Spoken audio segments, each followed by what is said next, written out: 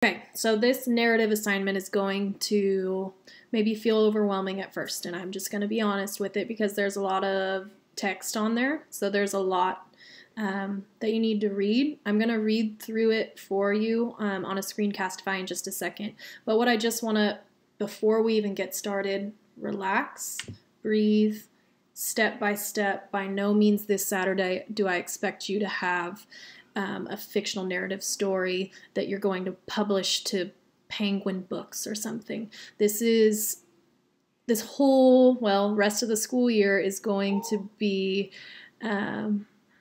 writing focused. So I might have done it differently if we were back in school, but since the circumstances are as they are, this is how we're doing it.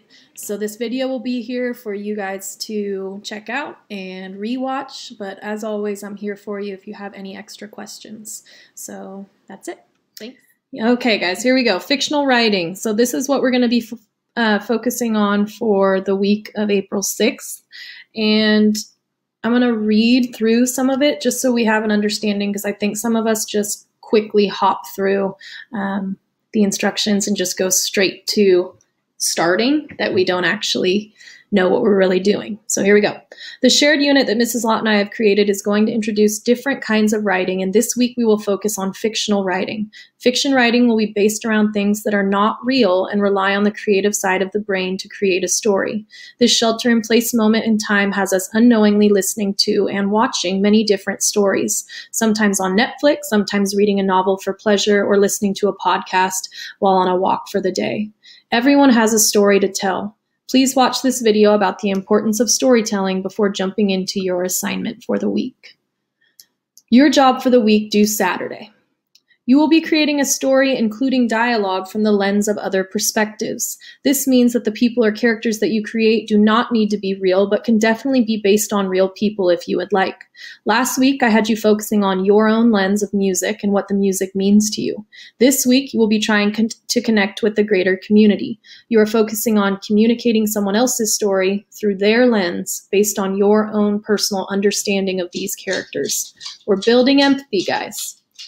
Overarching questions to keep in mind: how are these times affecting other people, animals, cultures, nature? How can you display the emotions and feelings of these characters? Why do your characters feel this way? How do you know? How are these characters interacting with this world? What do they have to say? These are your requirements here. A minimum of 2 characters and a maximum of 6. I don't need like 14 characters where I'm getting confused. Your story should be a minimum of 700 words. In the grand scheme of things, that is not a lot, because remember, you're including dialogue, so you're having your characters speak back and forth, so that's going to take up a bunch of the words. Your story should include dialogue. Your story should address the current times and should not be a rendition of ancient Greece or SpongeBob. Your setting is current times. So even though it's fictional, that this might not actually be real, it's based on right now.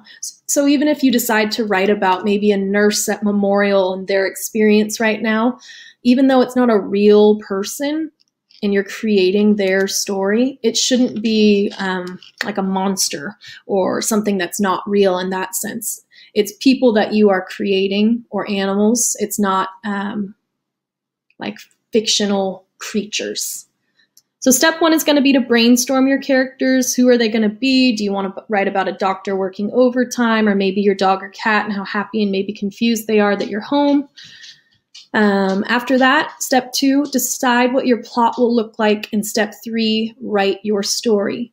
There is an optional story map to get started that's going to be extremely helpful, especially if you're like, I have no idea how to get going. This is literally a roadmap on how to start.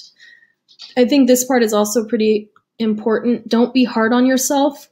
It's really hard to write. That Pixar video is going to explain that. These awesome Pixar movies that we know and are familiar with, they weren't just sat down and done in a week. I don't expect you to have a polished, awesome story by Saturday, but I expect you to have the bones of it and the beginnings of it. The first step is to just get started. You have until Saturday, but you may continue to add and revise your story over the next 5 to 6 weeks. By no means am I expecting a polished short story in a week, but you should be attempting the story writing process. Again, I'm here to help, so on Tuesday during office hours, if you need some guidance or you want me to revise or take a look or maybe give you some ideas, I'm there, so come and visit me. Here's some extra tips and tricks down here, so some websites that might be helpful. But this story map is really, really going to help, okay?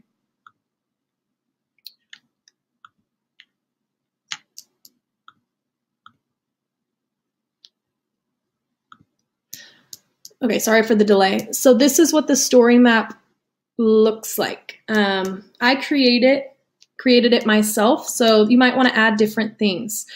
This box is who are your characters? What do they look like? Names. You want to know the setting. What is it? Where is it?